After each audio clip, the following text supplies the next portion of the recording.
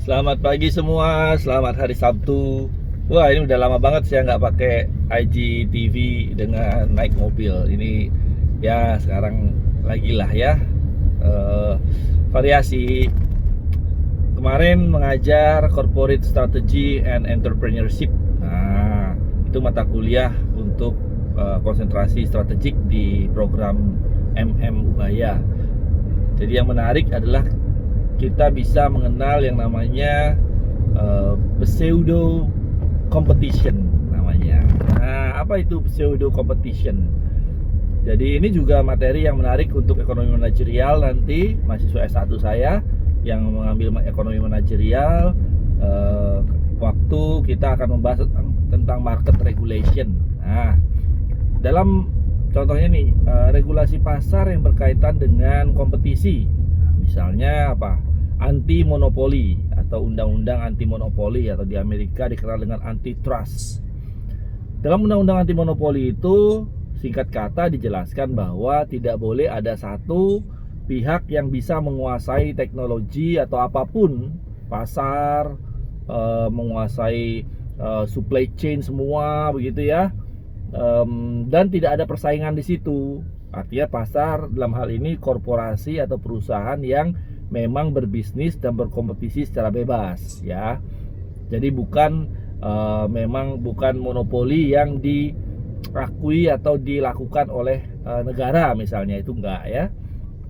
Nah, maka regulation itu menjelaskan bahwa tidak boleh ada kompetisi yang cukup besar dari apa ya, tidak boleh ada kompetisi yang hilang. Sorry, saya terdistract sama mas-mas yang jualan pinggir jalan. Tidak boleh ada kompetisi yang nol atau tidak terjadi, karena kompetisi itu harusnya menyebabkan adanya inovasi dan creativity. Nah, makanya kemudian ada undang-undang anti monopoli. Di sana dijelaskan bahwa kalau nggak ada monopoli, nanti mati kompetisinya, mati inovasinya, maka harus diciptakan kompetisi. Artinya harus ada pemain pasar. Nah, di sanalah muncul yang namanya pseudo competition.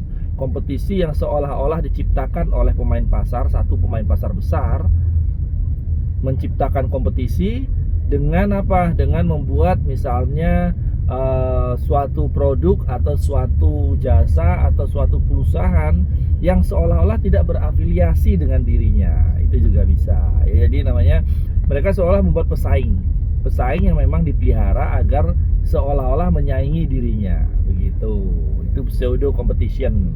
Ada juga pseudo competition tapi perusahaannya atau dua perusahaan ini atau tiga perusahaan itu berbeda-beda pemiliknya, tapi mereka bersepakat untuk melakukan seolah-olah melakukan kompetisi dan seolah-olah pula mereka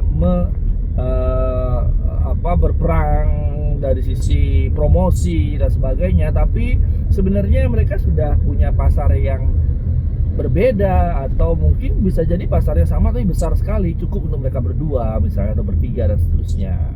Itu nanti kita bahas di oligopoli. Zaman sekarang kalau orang berkompetisi bukan berarti mereka kemudian seolah-olah bersaing. Bisa jadi mereka menciptakan kompetisi itu untuk mengakali aturan atau regulasi. Nah, sip ya.